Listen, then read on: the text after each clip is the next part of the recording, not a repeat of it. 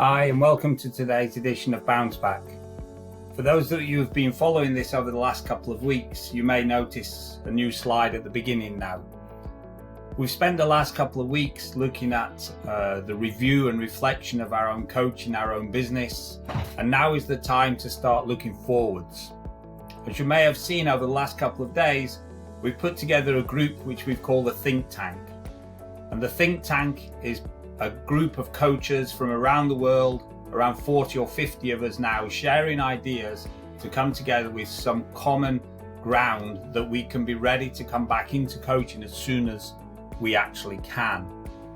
We've actually developed this into different ideas. So we're looking at clubs, at coaching, tournaments, schools, marketing, creativity, and the political side of the game. In terms of this, we put together a coaching group. So coaches from different kinds of coaching backgrounds, from the big commercial indoor centers to smaller coaches to individual coaches traveling with players and looking at the different options. What I'm asking you to do is to go through this slide and see how you think you would approach some of these different things. How is this going to affect your business? Be ready to bounce back as soon as you can. And if you want to get involved in the actual think tank, please just drop me an email, adrian@rpteurope.com, and come and join us and join in the discussions. In terms of what we're looking at, in terms of pricing, school business, how to build the relationships between the clubs and the coaches and the committees, developing a genuine business and a business plan, the on-court protocols, and what kind of communication messages are we going to be able to send out. So we've already discussed in the pricing whether we need to discount or not. Do we need to be coming back a little bit cheaper than we were before to encourage people back? Or do we not need to do that? For me, tennis is going to be one of the first sports back. Naturally, social distancing on the court. We should be able to maximize and utilize those things for our benefit. So do we need to discount or not? Do we now have to start looking at payment plans? Are we going to have to spread the costs of some of these courses, some of your coaching over a period of time rather than all the money up front? Are you going to have to look at online bookings now and maybe taking card payments? So many people now have got used to paying only by card. They don't want to touch cash. Are you in a position to be able to take card payments? Can you actually come into this era of no cash? How are you fixed to be able to move in that area? Are you working in schools? If so, what are the needs of schools going forwards? How are the safety elements and the social distancing going to work within schools, and how is that going to impact your possibility of coaching and the impact that it could have on you as a coach and also on your business? Is it the opportunity to actually create new links? Again, for me, tennis is going to be one of the first sports back. Can we actually maximize that opportunity and create links with schools that maybe haven't looked at tennis in the past? And can we look at ways of being able to work with parents, engaging the parents to take tennis activities and run them at home and actually keep the children in some kind of healthy lifestyle? How are you going to approach that? We need to build better relationships with the clubs and the committees to work together for the good of the game and ultimately for the good of the coach and the good of the club. The new markets, are there new people now who have got used to exercising that didn't in the past? Can we encourage them to take up tennis, bring them into the club and go after those new players? What promotional opportunities are there for you now to actually go out and sell the game of tennis and the benefits that it brings with it? Are you looking at how you can use the clubhouse going forwards? For most of the day, Monday to Friday, the average tennis club is empty. Why?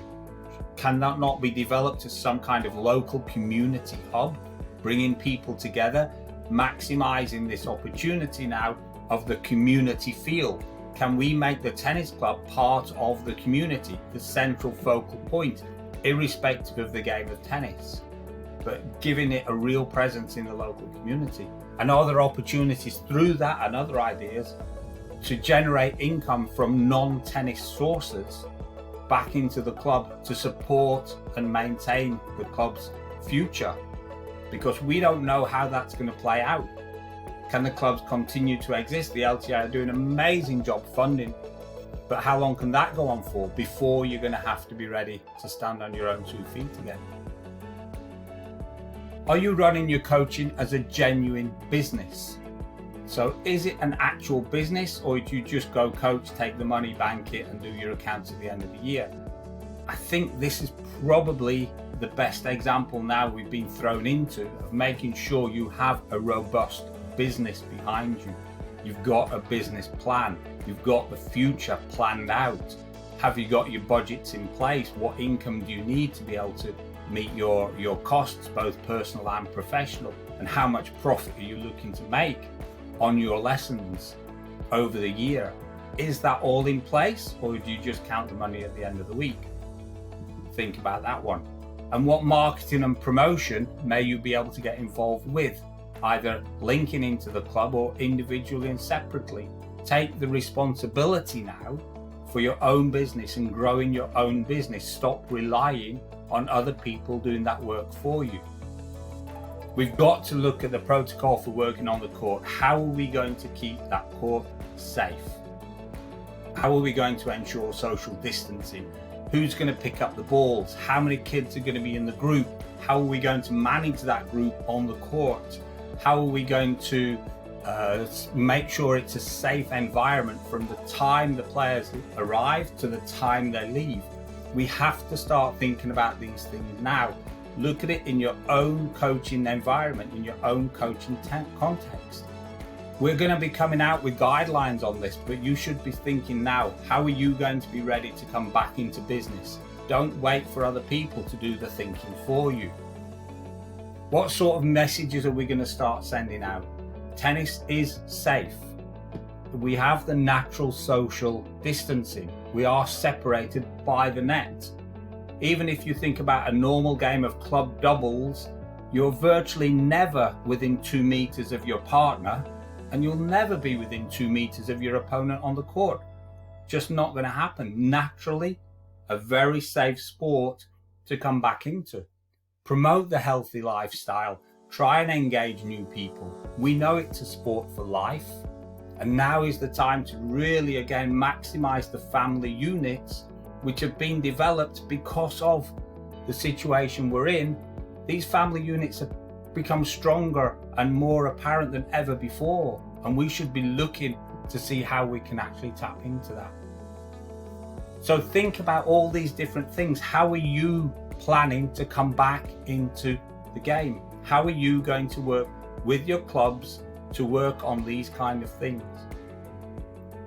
So take some time, think for yourself. As I said, if you'd like to join us, 40, 50 coaches at the moment around the world sharing ideas on a daily basis if you want, or weekly basis, which some guys are doing.